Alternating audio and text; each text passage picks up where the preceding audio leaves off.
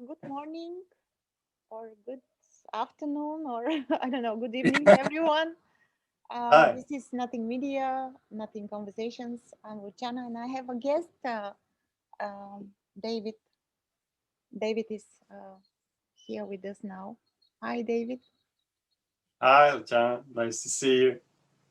Nice to see you too. Yeah, How's everything going? I didn't hear this, sorry. How's everything going? Pretty good, actually. I don't know what to say. It's good, yeah. So our Good. common friend, we have a common friend with the same name, David. David Bingham. Yes. Correct. Yes. He messaged me, I don't know, maybe a week or two ago. Mm-hmm. And he just shared that, yeah, you know each other and it will be nice if we manage to speak. So here we are. Here we are. Yeah. Yeah, just before I start recording, you mentioned, we just have a chat a little bit, and you mentioned that you're in Japan now, but you were born in Scotland. And I was just saying, oh, you're Scottish. And you said, well, I think I'm Scottish. Can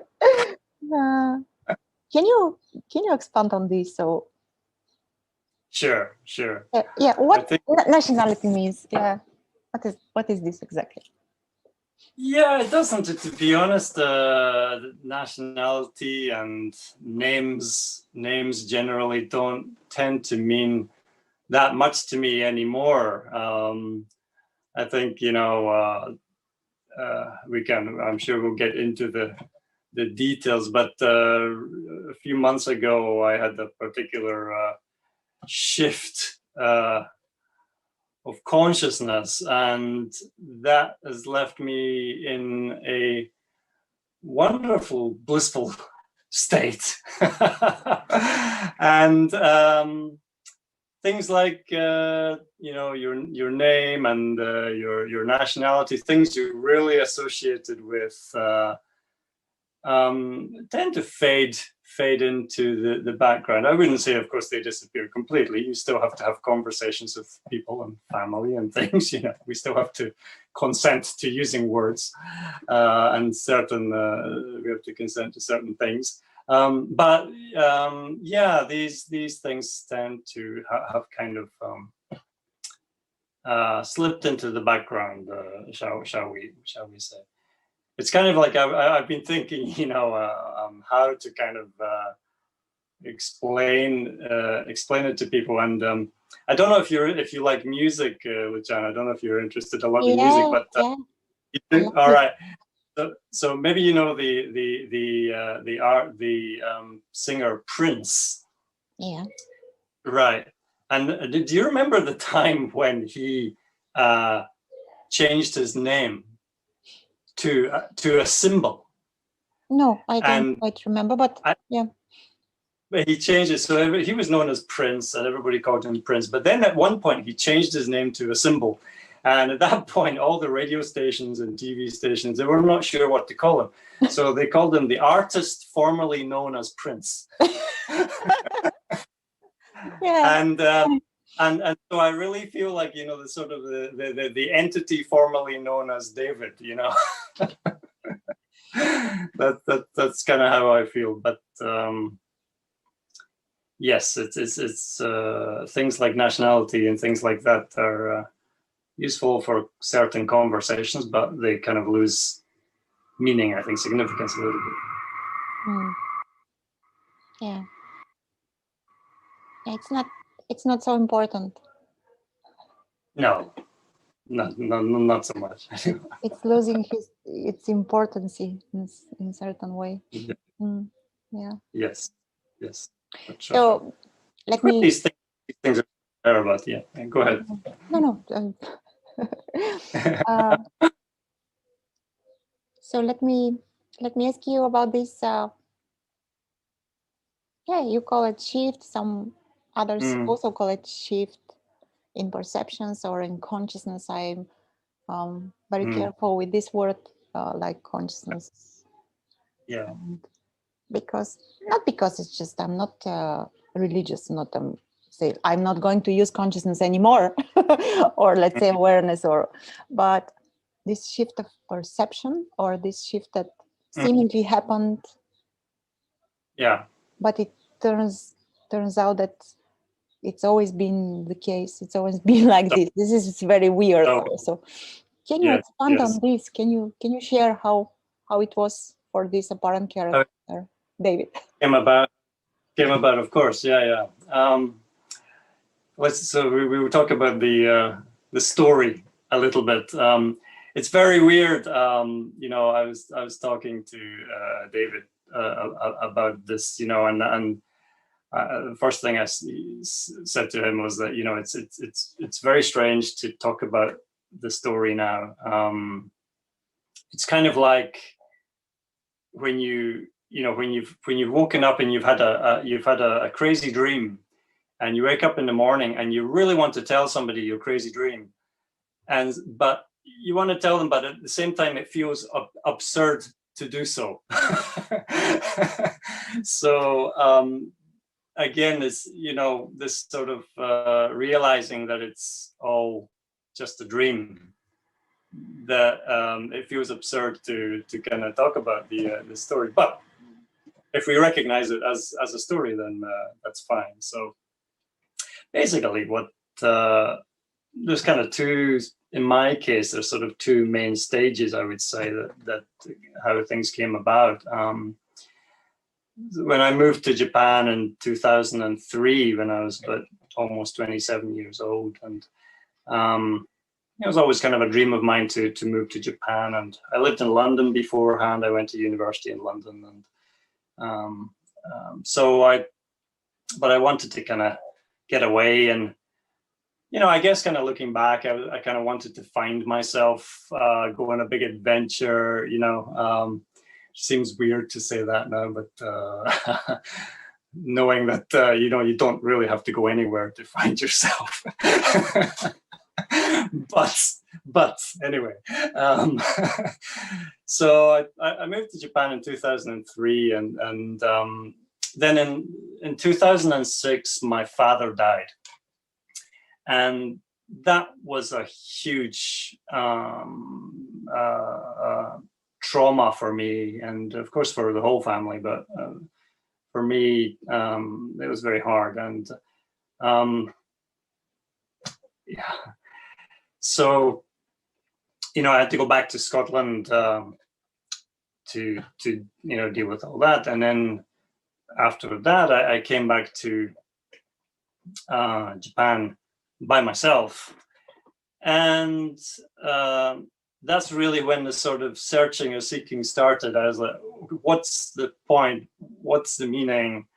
Why am I here? What's the point of it? All these questions started coming out.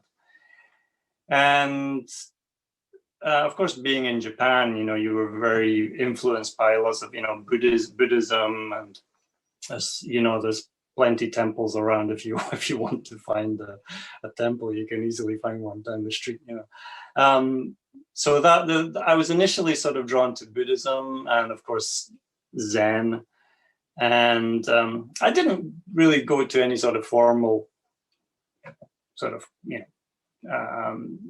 what do they call it, sesshin, or those type of sessions, you know, those type of Zen meditation classes and things. I didn't really do that. I bought a cushion, you know, the meditation cushions, because that's, again, it's easy to pick one up here, you know.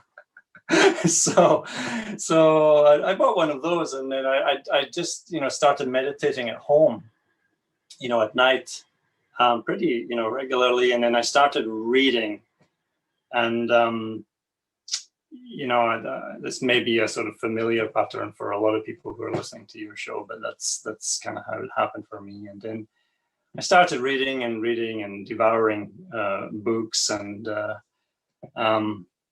there's a very good English bookstore in Tokyo, which is a whole section of all of English books, and a big section on spirituality and self-help and things. So I was diving in there, you know, every weekend. And so that was pretty much the, you know, the pattern over a period of really 10 to 15 years.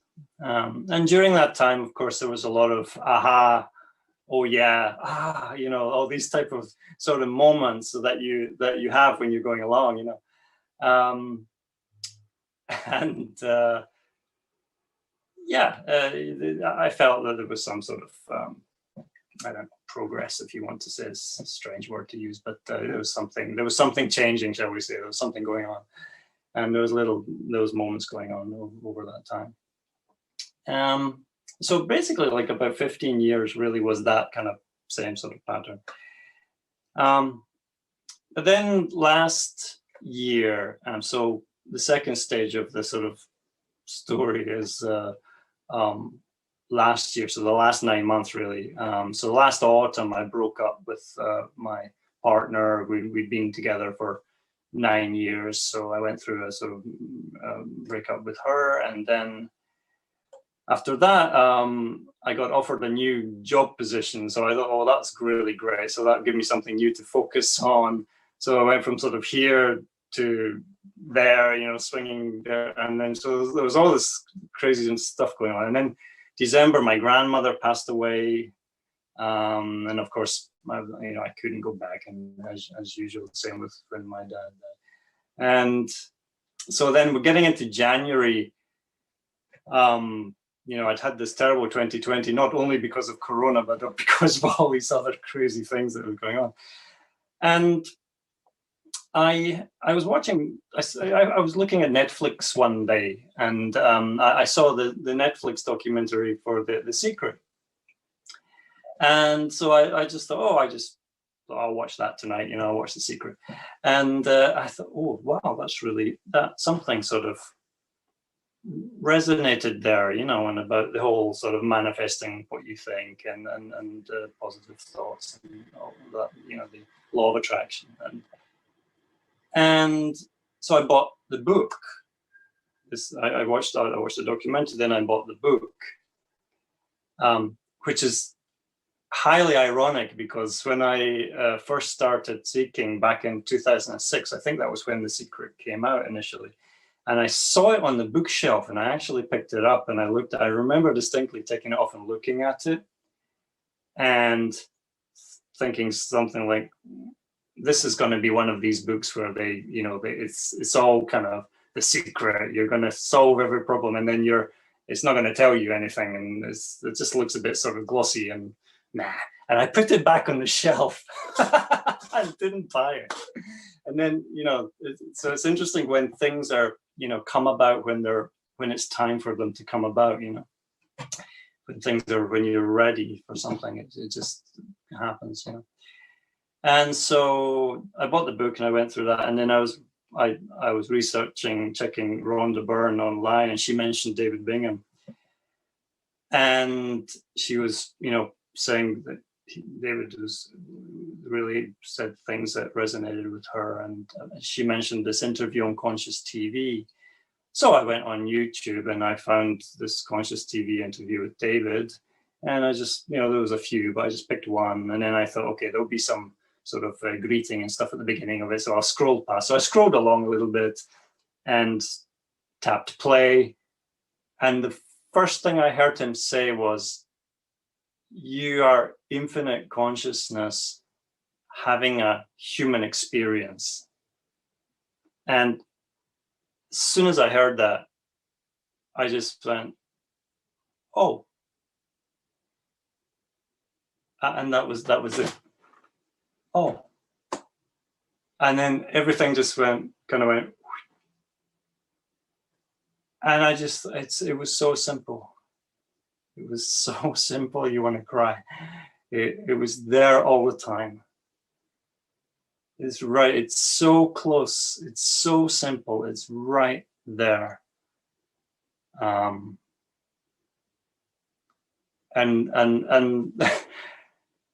it's funny because when you get it, you know, when it's just the most sort of it was so kind of underwhelming in a way, you know, that you kind of, you know what I mean? Like everybody expects some sort of thunderbolts and lightning and fireworks and the experience of all experiences, but it's not an experience. It's not an experience. It's just a clear seeing of your true nature. And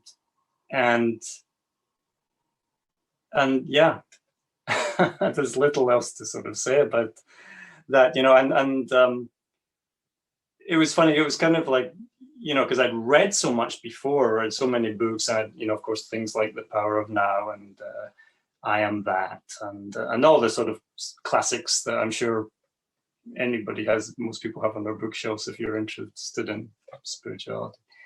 And you know, during that time, of course, there's little things that sort of resonate with you, that you've kind of stuck there. And it was kind of like everything went, you know, when you go to a casino and like you know, all the numbers come up on the one-armed bandit, it kind of goes ding ding ding ding ding, and it was like that.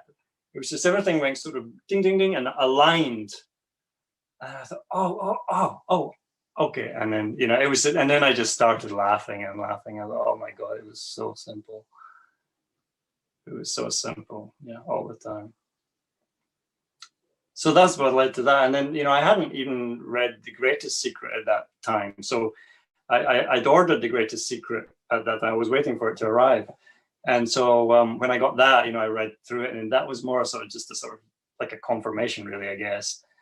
But I really wanted to talk to David, and I was, after that, I sort of had a little bit of job change, a little bit of integration issues, shall we say, a little bit. I was a bit concerned about how to integrate this thing, and I managed to get in contact with David, and he, you know, really kindly gave some of his time, and we had a nice chat, and what he said was really helped with that. So, but yeah, okay, that's it.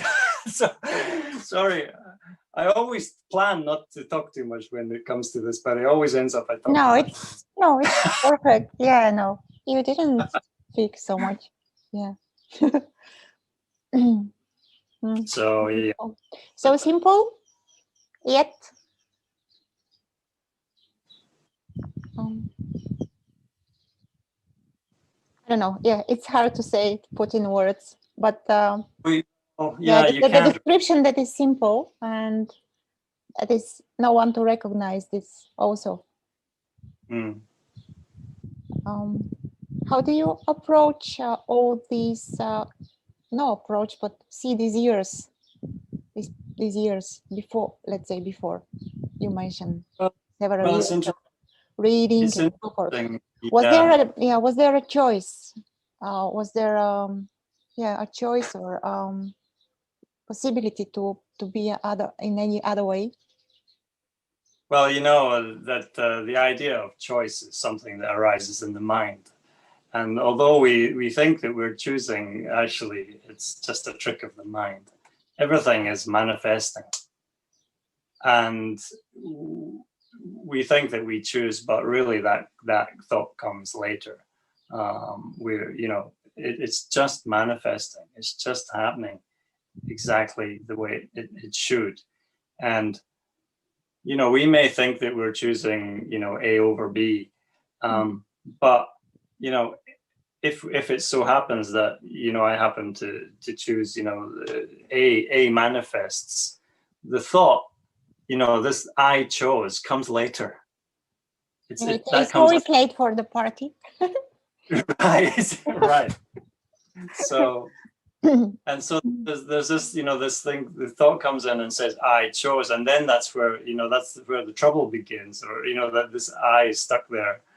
And the I has invented this, the thought itself has invented the thinker. So, you know, that all comes, as you said, late. It's always late for the party. You know, it's already manifested. So, but it's an interesting point that you say. You know that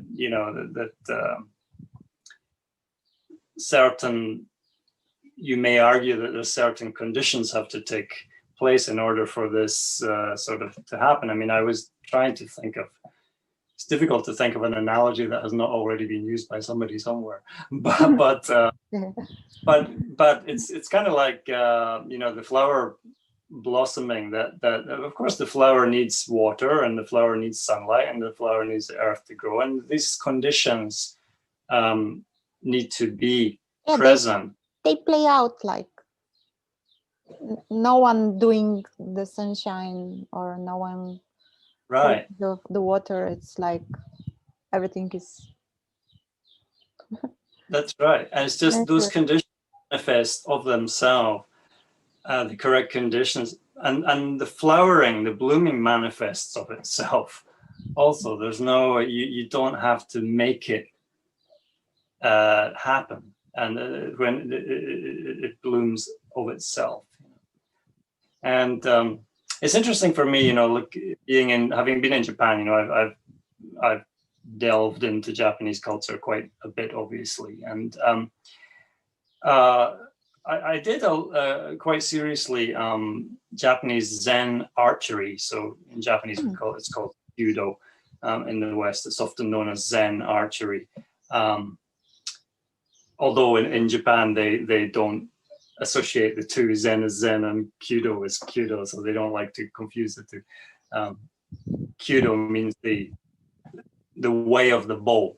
So the Kyu means the bow and Do means the way, so the way of the bow. And it's been interesting thinking now, again, as I said, I had these ding, ding, ding moments and where certain things that had stuck made sense. And it was interesting, I did Kyudo quite seriously. I don't do it now, but I did it quite seriously for about 5-6 years here in Tokyo. And it was interesting. There's a concept in Japanese language which is about the transitive versus intransitive verbs. So it's something kind of, maybe some other languages have this, but I think maybe unique to Japanese language. So, for example, there's a verb which means to release something, as in to release a bowstring. And there's another verb which is that it is released. So the first one implies that there's an object and a subject, right? So when I would be taking a lesson with my teacher, for example, and the idea is, if all goes well, that when you're in the state of full draw of the bow, you're in a state of no mind. There are no thoughts present. And in that state, when you expand your body and expand your in Japanese it's called ki, or in Chinese chi energy, when you expand energy out, then the string releases. And there's a word for this in Japanese. The verb is in Japanese hanareru, which means it releases automatically. Now the verb to release, as in I release it, is hanasu, right? Yeah. So the difference being that if some thought comes in and I think, okay, now don't, then I would be scolded by my teacher, and he would say, you released it. He would say hanashita daro, he would say, you released it. And it doesn't work like this. And it doesn't work like that. And so, but then when it actually all goes well, and you're expanding, and there are no thoughts, and the release kind of takes you by surprise, and the arrow goes into the target. That's hanare.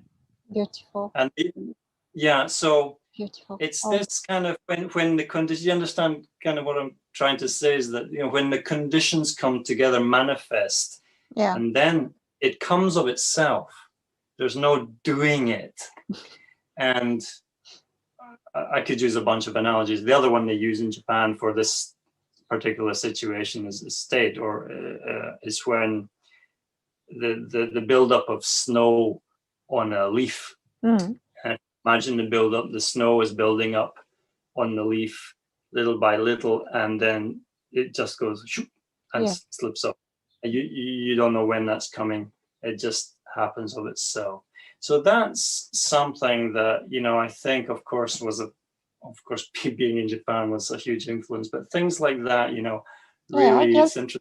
Yeah, I guess in every culture, almost, not almost, but in every culture, there are such an examples like in everyday this. Well, the secrets are on the surface. The secrets are on the surface. You don't.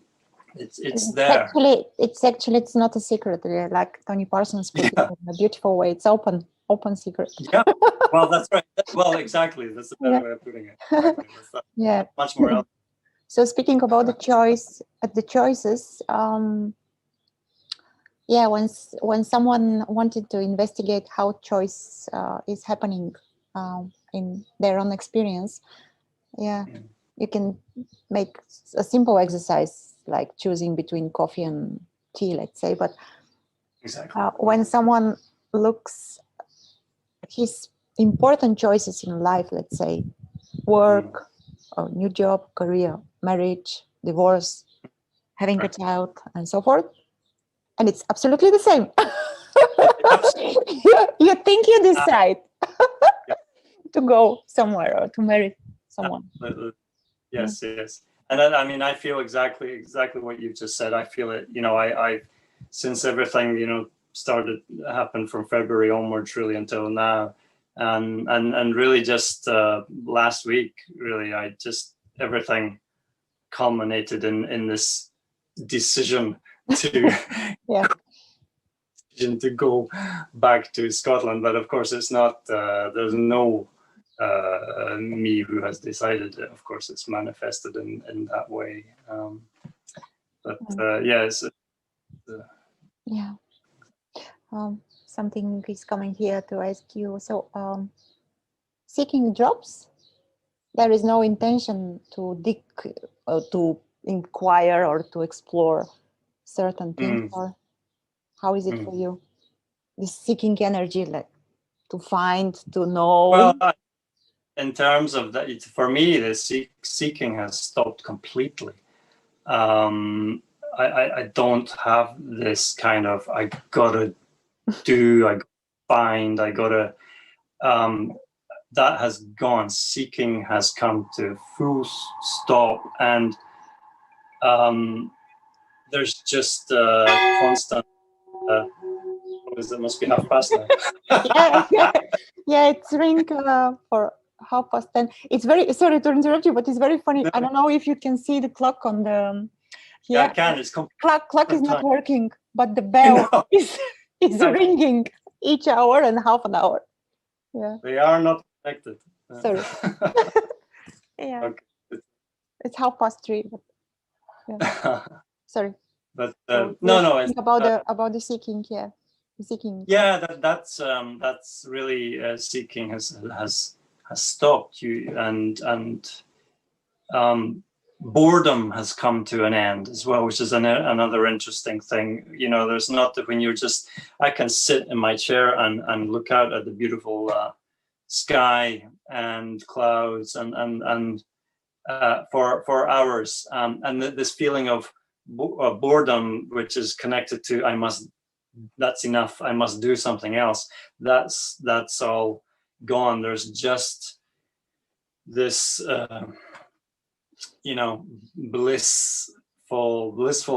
You know, I'm gonna run out of words and analogies, but you know, there's just this yeah, you know. I can relate, of course, but yeah, in this, although this is not a state, or yeah, there is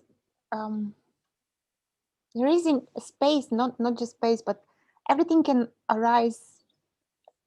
It could be pain, fear, it could be anger. Yeah, it's not like you're all the time like in something. Everything can happen, and it's welcome to happen. Well, it's and when one of the most sort of beautiful things that I'm really feeling is when you are just there, you realize that, that me as me, infinite consciousness, is all there is, and infinite. If everything is manifesting within myself as myself, and concepts of things like time and distance, these type of concepts have absolutely disappeared, along with the seeking and the boredom, and everything is so intimate. It's so intimate. It's so, the words at this point, the words just don't describe it. It's so intimate. It's so beautiful. Everything is there within you, perfectly poised at no distance, zero distance to yourself. And I laugh at that now because for me, I've done this huge journey of to come all the way to Japan to what I probably was probably because I wanted to find myself. And the irony is that you do not have to even go 1 millimeter anywhere to find yourself. You are already yourself, already there. It's just, you're already that. You are aware. That's it. It's it almost makes you want to cry. It's it's it's so tender. It's tender is another beautiful word to use for it. Yeah, it's just so intimate and tender, and just right there. And everything, as you use the word, the beauty and the pain and all these things are contained in it. And it's words, words. Yeah. No, sorry, no way to put this in words. Yeah, words are. When you mention that you just sit and enjoy this sitting without any thoughts, I should do something, or I should stop sitting like this. Yeah, this feeling that something is lacking, or I need to do something, or I'm not behave like it's not good to behave like it's, I'm lazy. You see, I'm not doing anything. So this urge for doing things, for making up something, for finding a purpose, or working towards this goal. How do you see all this now? It's weird. There's just, and whatever manifests within me is fine. There's none of that. There's none of that striving, desiring for this and that, needing to do. And it's funny, the idiosyncrasies of the entity formerly known as David, the idiosyncrasies of that are still there. I still prefer. Sure. There are preferences. Yeah, sure. Yeah, I prefer milk, but no sugar. So. Exactly. Prefer this over that. You like this over that. Okay, that's fine, and that's what makes you so unique, and it's really also another thing is that really seeing other people talking. Now I've started to, all these wonderful people are starting to manifest into my life now. People, like yourself and David and Robert. I think you had Robert Rugg on your show as well. I've been talking, I got in contact with him. It's beautiful. I also met such a lovely people. Last couple of months, it's like craziness, but in a good way. Yeah. really. There are a lovely live streaming almost each day on Nothing Media. These guys are making such a lovely job, really. Yeah, And you might really nice. You just met these people, and you see that there's nothing special here. No one is special. Right. No one, there is no superiority, you say, or something like. No. Just an ordinary people who live their so-called life, and yeah, and that's it, and it's beautiful. Absolutely, that's it. Yeah.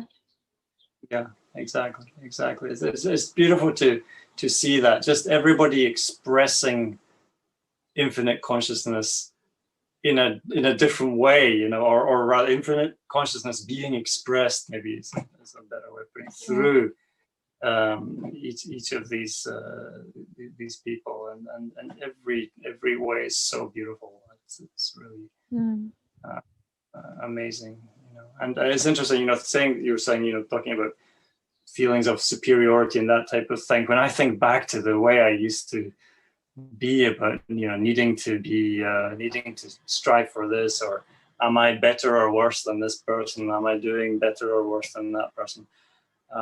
All of that, my God, all of that was, such a relief to drop this heavy baggage. Oh yeah, yes, absolutely, yeah. Then this real sort of clear seeing. It's like you're seeing the world, for the first time again. It's you're just clear seeing is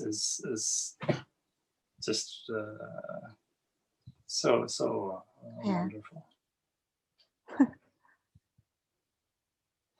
Yeah.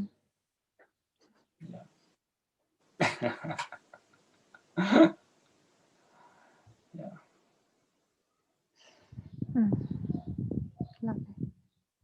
Yeah. It's funny, I've we were saying about, words cannot describe it, and I always felt in myself, that I was never very good at describing things in words. There always seemed to be people that could describe things better and speak better and do things better than me, that I never could. And then I realized that, it's not necessary, because you can't express the ultimate truth. It doesn't matter. Is the best. you are free to speak whatever, and not to speak also. Oh, whatever. Yeah, exactly. It's all either way. Whether you speak or you don't speak, either way, the infinite consciousness is being expressed in both ways. I like I just remember talking about the speaking or not speaking. It's interesting. Always, I find it very interesting, the comparison between Nisargadatta and Ramana Maharshi, and I always found that kind of amusing. If you ever seen on YouTube or old clips of them, especially Nisargadatta, is so Yeah, I came across. Yeah, I also read. Yeah, it was shocking. It was shocking at first, compared to I'd experienced Ramana Maharshi, who was silent, and expressed it through silence, and then you go to the sort of the opposite extreme of that, and I always find that kind of funny. But in both cases, whether you speak or you don't, both in consciousness or ultimate being is expressed.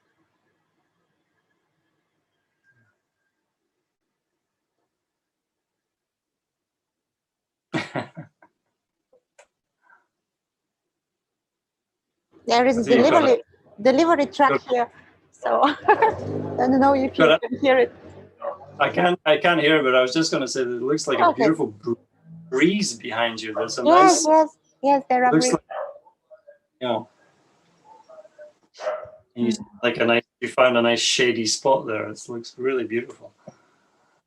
I'm looking forward to that. My hometown in Scotland is in the middle of the countryside. It's all green fields and mountains. So a few more weeks, I'm looking forward to that. Oh, beautiful. Yeah. You mentioned that you changed the position in your job, all right? And also this breaking with this relationship, and there is this question that is coming. I don't know how to put it. Okay, how is this? What is the scene now? This big things that are happening. Well,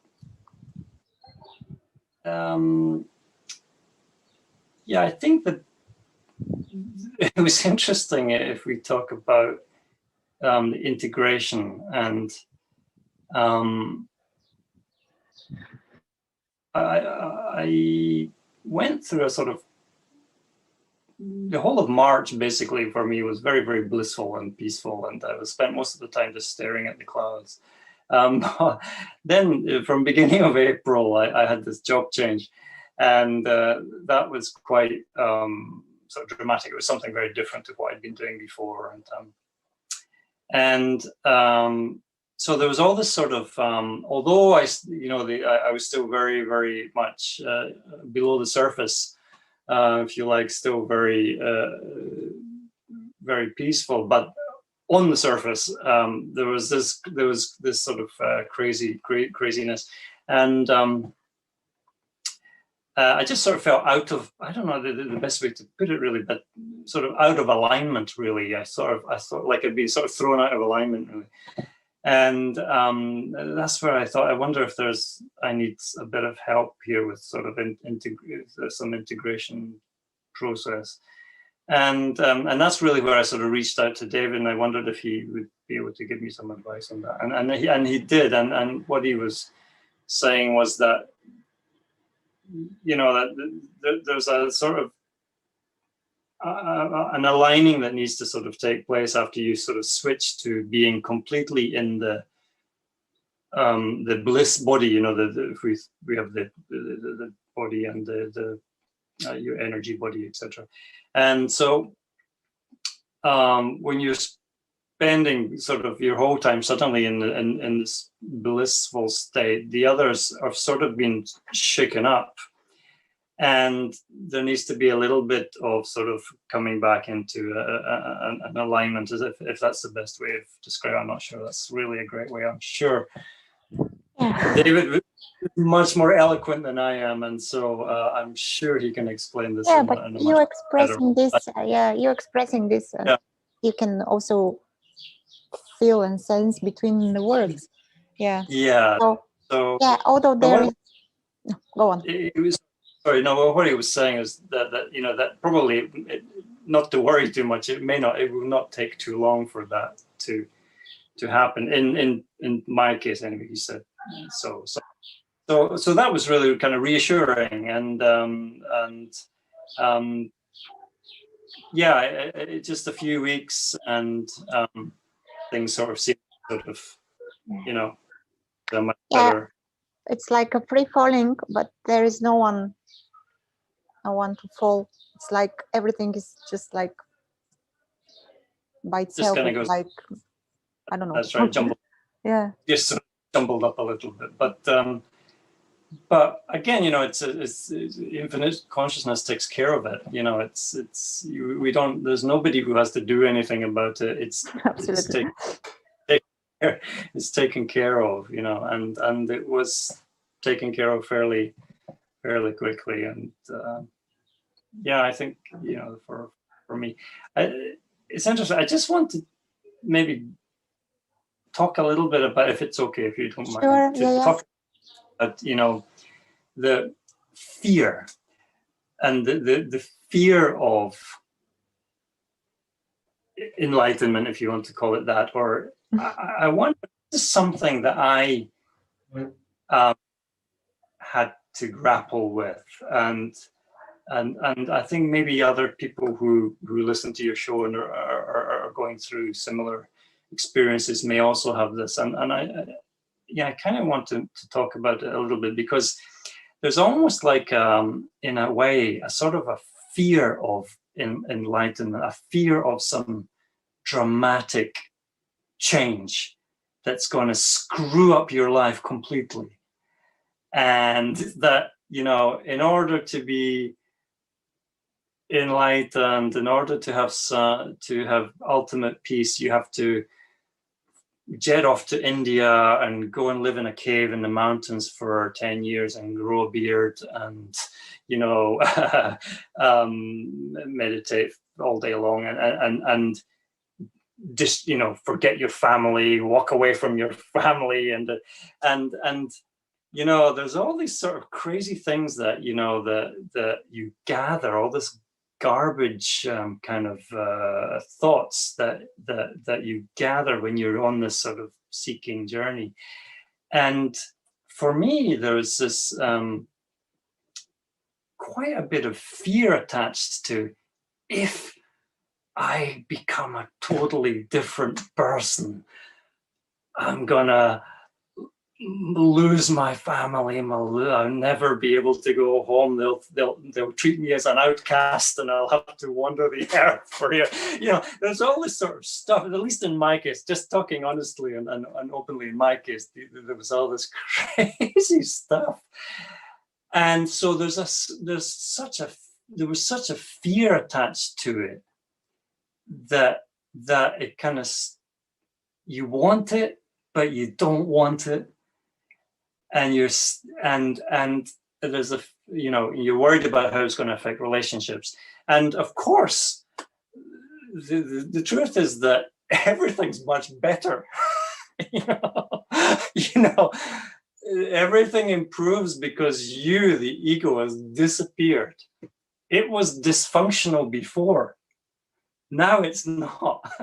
Now it's expressing itself in the way that it's supposed to, and it's better because you're open, and you infinite consciousness, greet everyone else as infinite consciousness.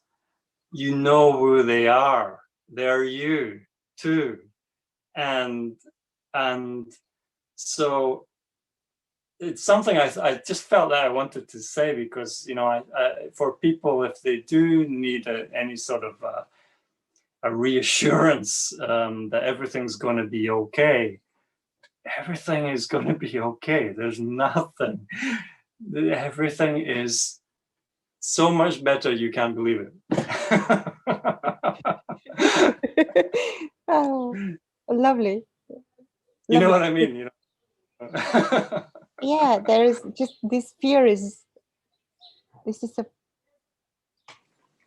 protective mechanism. Fear is doing its job very well. It's just protecting nothing. Yeah, that's right. Protecting. What is it protecting? That's right.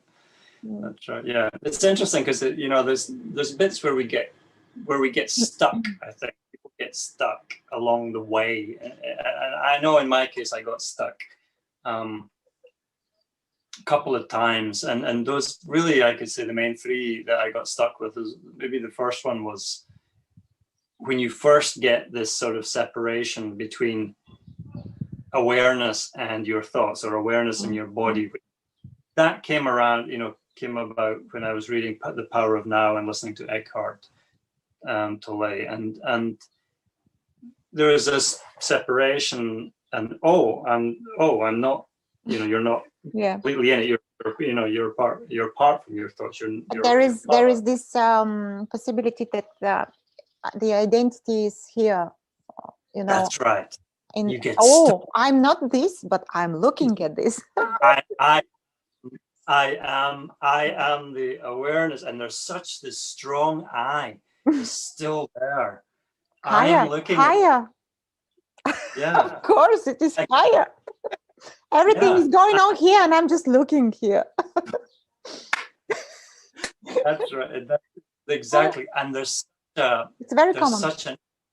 It's such an arrogance attached to it as well. There's this kind of spiritual arrogance that gets attached to this as well, because you're on this journey and you've realize that you're not that, and you're, as you I like how you, and the other people are just drawn in their thoughts, but you so far no. they are so far behind me, you know. I'm all the way, you know, I'm all the way up this mountain, and I look down on these people that haven't started their journey up this They're mountain. not I'm even so present. They're not even present. so funny, you know, looking Yeah. back. And I so, you know, I mean, it wasn't funny at the time, I guess. You know, you get stuck there, you know, and I got stuck there. That was one place I got stuck. And then the other place I kind of got stuck, and I'm, you know, I'm presuming that other people are stuck here as well, that you hear this phrase that, you know, aware of awareness, be aware of awareness. So you realize that you're the awareness. Okay, great. Stage one complete, right? You feel you've got some, and then you hear this, oh, there's another awareness. Oh, okay. Oh, yeah, no, it's funny, so funny. And you think, oh, you're aware, you have to be aware of an awareness. So you end up, you're sitting there going, trying to be aware of another awareness, you think. And then I got stuck there for ages, and then So much work, heavy work. And yeah, and then I listened to Rupert Spira, and he is so fantastic about, you know, really describing these things so eloquently. And one of his talks, somebody had brought up a similar this question, and of course he describes it so well that there's not two awarenesses. It's awareness is aware of itself. And then I thought, oh, right, you know, and that was another bit of, but of course there was still, you know, there was still sort of work to be done, if you like, of course, but there was still things didn't really fully click, change until later. But that those two issues plus the issue of fear, I think, you know, for me were sticking points, and really I hope that talking about it and just sort of expressing it a bit really helps. If there's anybody else who's in a position. For sure, maybe someone, or I don't know, will recognize something or will resonate, or I don't know, whatever. Anyhow, there is no special meaning or purpose. It's just conversation happening, and that's beautiful. Yeah, it's just coming, and you know, things manifest as they are. There's no reason for that, and it's I think, you know, the thought comes in and tries to make reason for things. This is happening for this reason or that reason, but it's not really. Yeah, looking for cause and effect, you know, like how do you see cause and effect? Let's talk about this maybe, and we have just a few minutes, up to an hour. So maybe, yeah, could you expand on cause and effect? How do you see cause and effect? Is there a cause and effect? Well, no. It's all just manifesting. It's another thing created by the mind. The mind creates time. The mind creates distance, and subsequently you have these concepts of cause and effect, and this happens because of that. And if you look at it, you really look at it, you cannot find any cause or effect. If you really look at your own experience, and your own experience is the only thing that you can trust. Always go back to your own experience and really look at that. All these concepts of cause and effect and time and distance and these things just disappear. Just disappear. And you're just together with the guilt as well. This is right. I think all of these things, you know, we negative, so-called negative things, and you know, all these concepts that we hear people talking about, yeah, they just disappear, fade away, and you're left. All that remains is you. in your absolute pristine, perfect state. And that's yeah. There is this thought is coming like there is aloneness, but this aloneness is not like it's not heavy. Yeah, it's not heavy. It's not and yeah, there may be relationships, friends, and so forth, but there is no clinging to things, to people. No. And there's no expectation of people either. You know, people often, one of the major causes of stress or the strengthening of the I is that you expect somebody to behave in a particular way, and then when they don't, you're like, why didn't they do this? You know, and because they don't do what you expect, and all of that just dissipates, and you allow everyone to just be, and just whatever they do, whatever they say, however they are, is absolutely beautiful, and just let them be like that. And you all relationships have become to that sort of point now where there's just there is this moment that you don't relate to anyone. It's just everything is just like yeah, that's right. There's not that's right. There's no relationship. There are no people who relate like exactly. Yeah, that's right. That's what you're saying. That's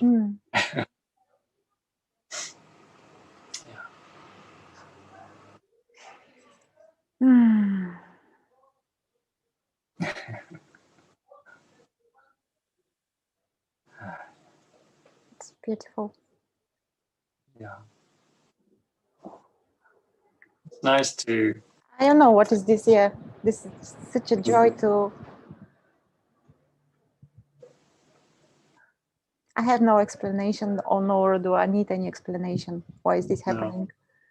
But look, Japan, apparently, Greece, apparently. There's you said the word joy there. There's this. There's also this joy of expressing. Which, like, let me guess.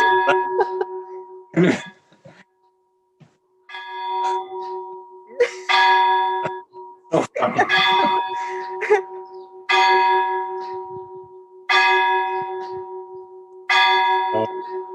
Beautiful. In a way, it's pleasant. You know, in a way, it's pleasant. It's like if you are somewhere here, blah, blah, blah, and it's bringing back here. Look. That's quite, look, like check reality check. Reality check. Yeah. So it's. No, I was just joy and expression, which is, you know, which it's coming now. You know, this just. Same. Yeah, it's really. It's been such a pleasure to speak with you. No, for me too. It's so nice. I'm really. And also this feeling that we didn't know each other at all. It's like it's our first meeting, but the feeling is that. Yes, we've known each other, and there's an amazing connection like that. It's really it's a very beautiful thing. Thank you very much for inviting me. Thank you for accepting. Thanks for accepting, and hope to be able to speak again together or be together in one of these meetings that are live. Who knows? Sure. Oh, there is one thing. I'm going to stop the recording now. Okay.